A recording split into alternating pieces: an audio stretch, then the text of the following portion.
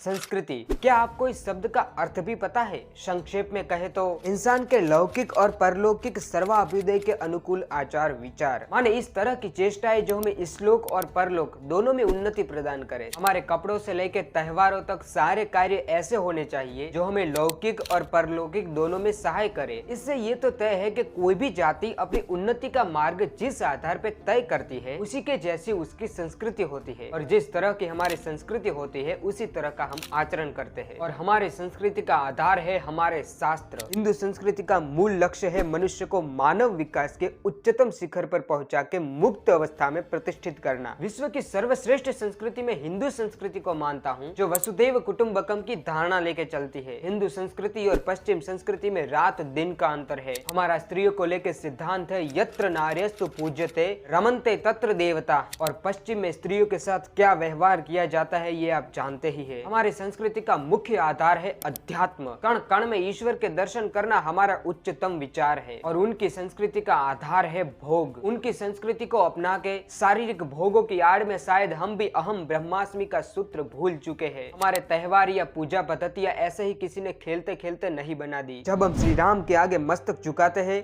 इसका मतलब है कि हम उनकी मर्यादा का सम्मान करते हैं और उसे अपने जीवन में उतारना चाहते हैं। जब हम श्री राम का वेश धारण करते हैं या स्त्रियां माता सीता का, इसका अर्थ है कि हम चाहते हैं हमारे जीवन में भी उन्हीं की तरह मर्यादा और पवित्रता आए। हम किसी के भी सामने मस्तक झुकाते हैं, इसका मतलब अवश्य उसने हमें कुछ महान दिया है, चाहे वो श्री राम की मर्यादा हो या श्री कृष्ण की गीता। अब मैं आपसे एक प्रश्न पूछता हूँ, इनसे आपको क्या मिलता है? कोई भी सांस्कृतिक त्योहार बस मजे के लिए नहीं मनाया जाता। उसका मूल उद्देश्य है अपनी आध्यात्मिक उन्नति की तरफ आगे बढ़ना। और इसमें आपकी कौन सी उन्नति होती है? जब हम बच्चों को भी श्री राम का वेश धारण करते देखते हैं तो हमारा मस्तक अपने आप झुक जाता है। वास्तव में हमारा मस्तक उनसे ज्यादा उन्होंने जिस मर्यादा का पालन किया था उसके आगे झुकता है। और हम अपने बच्चों को ये वेश देके कौन सा महान गुण सिखा रहे हैं? हमारी संस्कृति हमें प्रकृति का पूजन करना सिखाती है, ना ही के पश्चिम की तरह उसका भोग करना। एक बार विवेकानंद ने उन्हीं की भूमि पे कहा था कि तुम्हारे ग्रंथ के थोथे हमारी आध्यात्मिक अनुभूति के अणु बराबर भी नहीं है, क्योंकि उनके ग्रंथों में भोग और भौतिक सुख बैठा है और हमारे ग्रंथों में संपूर्ण आत्मत्याग, देश के लिए अपना सर्वस्व त्याग देना हमारा प्रथम सिद्धांत है। हमारे वो महान व्यक्ति जो पश्चिम में जाके हिंदू धर्म का झंडा गाड़ आए थे, वो खुद कहते थे गर्व से कहो हम हिंदू है, और हम है कि उसी संस्कृति को भूलते जा रहे हैं। कुछ लोग कहेंगे क्या समस्या है अगर हम उनके त्योहार मना रहे हैं, उनकी संस्कृति अपना रहे हैं तो? अगर आपने संस्कृति शब्द का सही अर्थ जाना होता तो शायद ये ना कहते। संस्कृति के मूल में होते हैं उनके ग्रंथों ने जो वस्तु हमें करने को बोली होती है वही हम आचरण में लाते हैं,